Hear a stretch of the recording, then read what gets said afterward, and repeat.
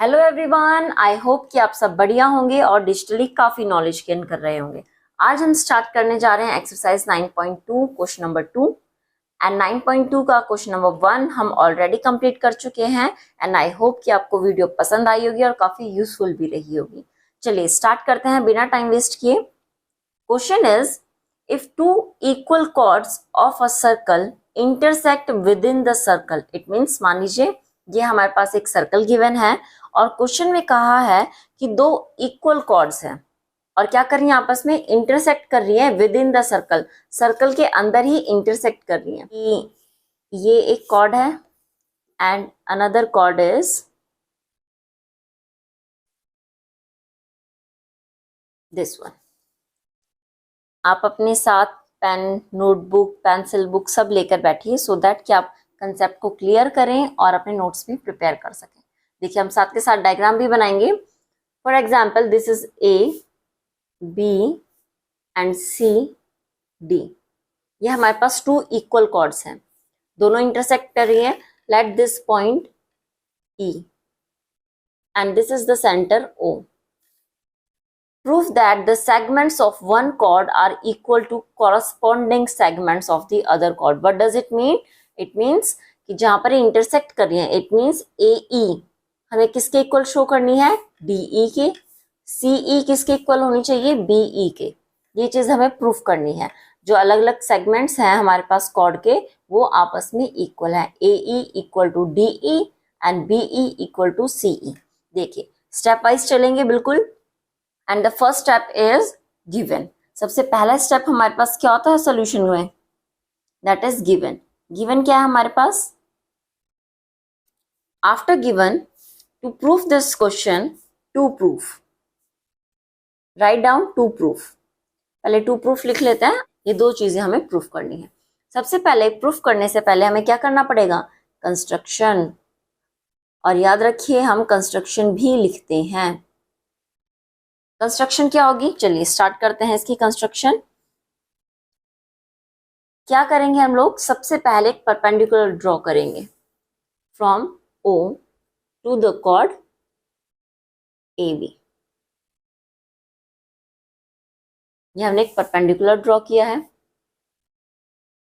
Again O point से C D जो cord है हमारे पास, सी डी कॉर्ड है, यहां पर भी हम परपेंडिकुलर ड्रॉ करेंगे।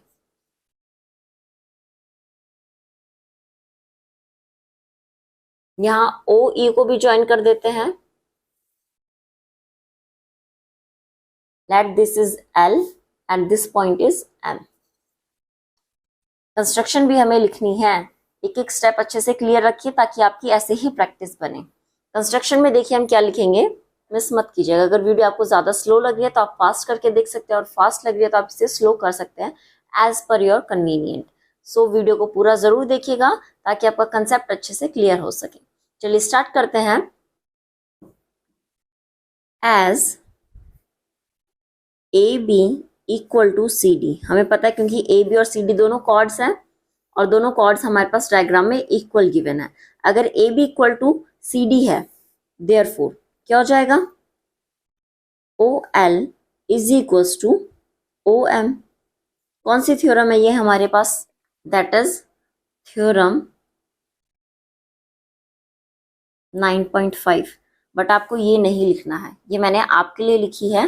ये थ्योरम आप देखेंगे तो आपको थ्योरम लिखनी पड़ेगी, सिर्फ नाम लिखने से काम नहीं चलेगा। So you have to write. It means कि अगर दो कॉर्ड्स डायग्राम में देखिए, अगर दो कॉर्ड्स इक्वल होती हैं, मान लीजिए सी डी और ए बी दोनों आपस में इक्वल हैं, इट मीन्स कि जो परपेंडिकुलर ड्रॉ की जाएगी, जो सेंटर से ए बी पर लाइन आएगी और जो सेंटर से सी डी पर लाइन आएगी, वो भी क्या होंगी, दोनों इक्वल होंगी। आगे देखिए जरा, अब हम लेंगे triangle O L E, this one triangle, ये छोटे वाला, एंड दूसरा ट्राइंगल कौन सा, ओ एम ई। हम इन दोनों ट्राइंगल को क्या करेंगे, कॉन्ग्रुएंट प्रूफ करेंगे, दीज टू ट्राइंगल्स को। चलिए स्टार्ट करते हैं।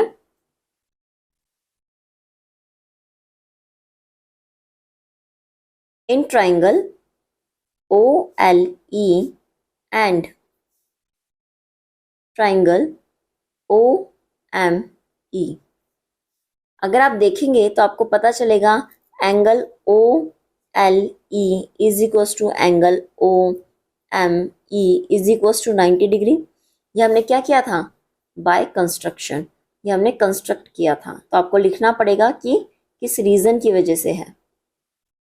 Okay, next O L equal to O M, ये हम अभी अभी ऊपर प्रूफ किया है, तो आप लिख सकते हैं proved above.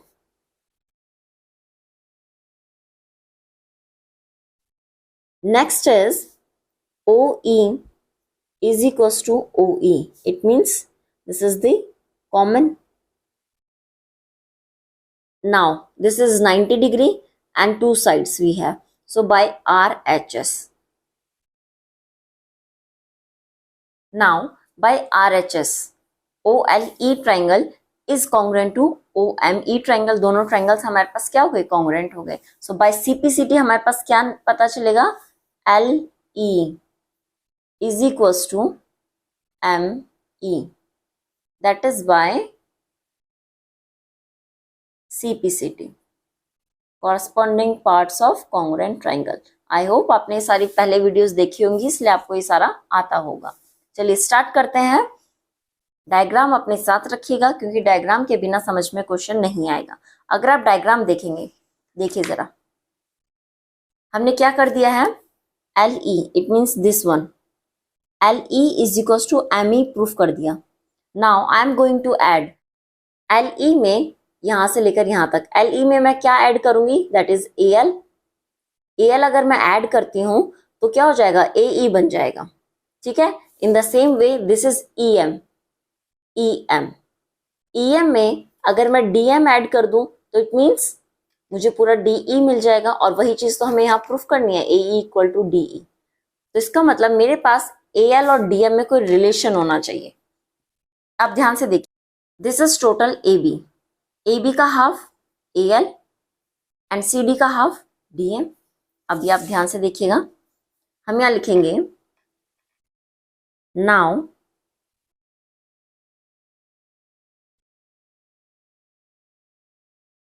AB is equals to CD, क्योंकि तो हमारे पास गिवन है।